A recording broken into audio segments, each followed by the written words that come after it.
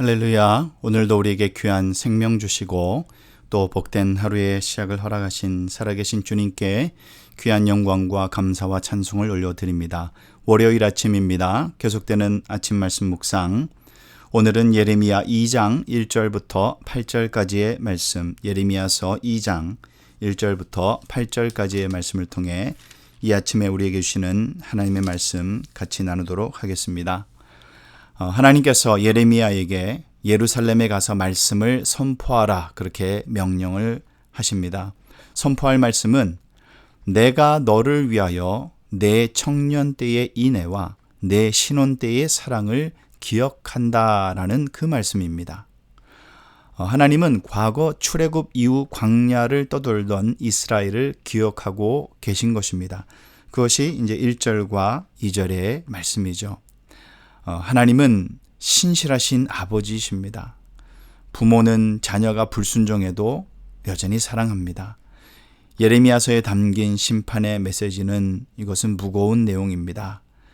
그러나 하나님이 이스라엘을 정말 사랑하지 않으셨다면 심판의 메시지 없이 바로 심판하셨을 것입니다. 이 말씀은 여전히 하나님께서 이스라엘을 아끼고 사랑한다라는 말이죠. 이스라엘은 여호와를 위한 성물이고 첫 열매입니다. 그를 삼키는 자는 모두 벌을 받는 재앙을 당했다라고 3절에 말씀합니다.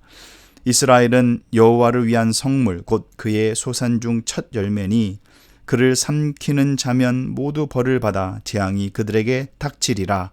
여호와의 말씀이니라. 그렇게 기록하고 있습니다. 애굽에서, 광야에서, 또 가나안 땅에서 하나님은 이 말씀 그대로 이루셨습니다. 이스라엘의 하나님은 모든 말씀을 다 지키셨습니다. 신실하신 하나님은 예레미야를 통해서 야곱의 집과 이스라엘의 집 모든 족속에게 다시 말씀하고 계시는 것이죠. 그것이 이제 4절의 말씀입니다. 야곱의 집과 이스라엘의 집 모든 족속들아 여호와의 말씀을 들으라. 이 계속해서 들으라 그렇게 말씀하시죠. 이사야서도 그렇고 예레미야서도 그렇고 이렇게 자꾸 들으라 하는 것은 왜 그렇겠습니까? 그들이 듣지 않았기 때문입니다. 하나님의 말씀 듣기를 거부하고 싫어하고 듣는 척하는 그런 종교의 행위는 있었지만 그러나 진짜로 듣지 않았던 것입니다. 그래서 그들에게 들으라 말씀하시는 것입니다. 하나님께서는 들으면 그리고 그 말씀대로 이루시겠다 그렇게 말씀합니다. 여러분, 우리 삶에 열매가 없어서 실망할 때가 때로 있죠.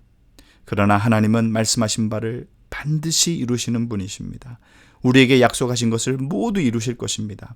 말씀대로 이루시는 하나님께서 지금도 우리의 삶에 역사하고 계시다는 이 사실을 우리의 영적인 눈을 들어 바라보기를 원합니다.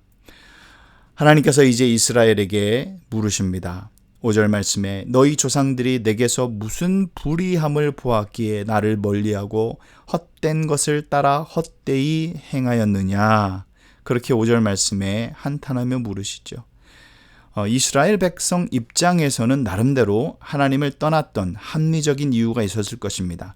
하나님을 떠나는 사람은 다 이유가 있어요. 다 합리적인 이유가 그 나름대로 있습니다. 그러나 그 이유들은 뭐라고 기록합니까? 헛되고 헛된 것들이다 그렇게 말합니다.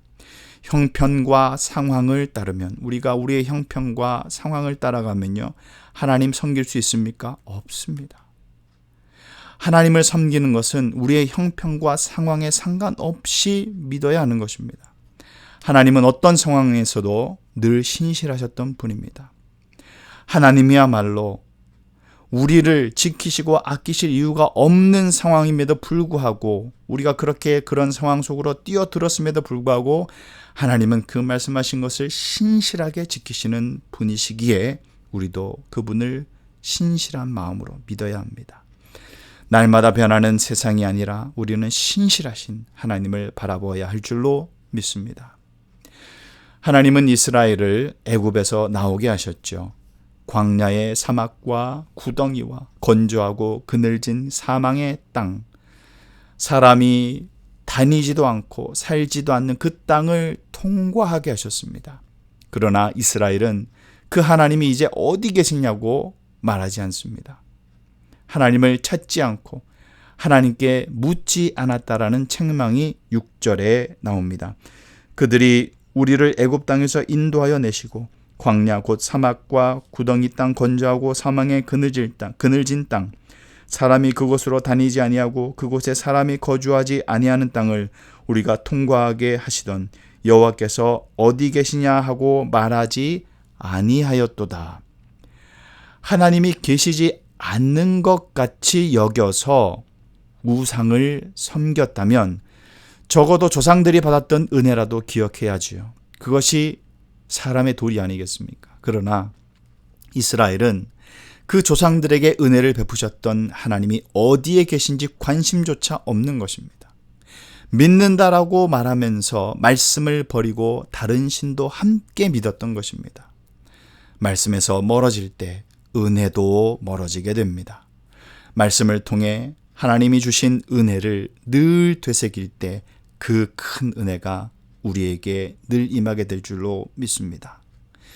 하나님은 이스라엘을 선대하셨습니다. 기름진 땅에 인도하셨고 그 땅의 열매와 아름다운 것을 먹게 하셨습니다. 그러나 이스라엘은 하나님의 땅을 더럽히고 하나님의 기업을 역겨운 것으로 만들어버렸습니다. 7절에 그렇게 말하고 있습니다.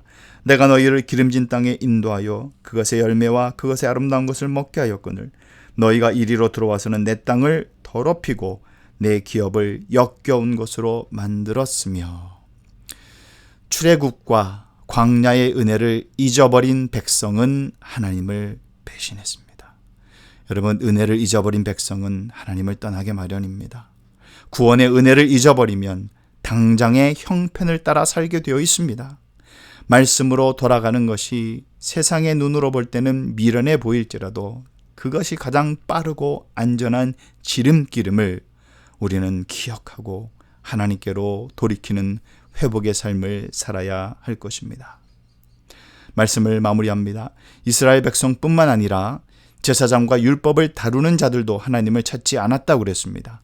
관리들은 반역하고 선지자들은 바알의 이름으로 예언하고 무익한 것을 따랐다고 그렇게 8절에 기록하고 있습니다. 8절 말씀을 볼까요? 제사장들은 여호와께서 어디 계시냐 말하지 아니하였으며 율법을 다루는 자들은 나를 알지 못하며 관리들도 나에게 반역하며 선지자들은 바알의 이름으로 예언하고 무익한 것들을 따랐느니라.